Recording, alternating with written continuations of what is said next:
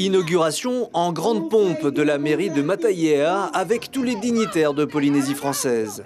Durant la cérémonie, les citoyens des communes associées étaient impatients de voir l'intérieur de l'hôtel de ville, car durant 10 ans, les services municipaux étaient situés dans une salle omnisport. C'est carrément, on ne peut plus faire du sport dans la salle, c'est carrément pourri.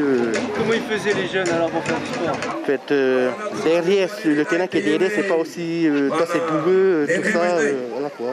Ce n'était pas adapté. Pourquoi? Il y a deux services dans une même salle? Pratiquement, et les services étaient un service était là, un autre service là-bas, voilà. Donc, alors que là, tout est concentré. À l'ouverture, ce que la population remarque en premier est au centre. Un grand bassin avec une anguille, symbole de la commune. À l'étage, le bureau du maire et des dizaines de pièces au total pour centraliser tous les services de la municipalité.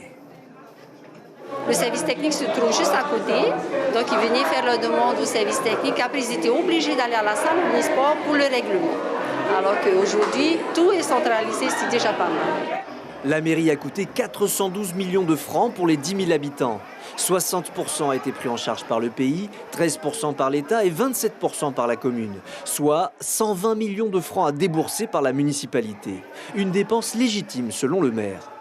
Il faut toujours considérer que la mairie, c'est l'endroit emblématique, c'est l'endroit où tout se fait, c'est l'endroit où toutes les réunions, toute la population passe là. Et ce n'est pas une insulte à notre population de lui proposer une mairie de cette valeur-là. Un avis appuyé par les visiteurs. Premièrement, c'est la mairie et c'est la première fois qu'on a eu une belle mairie.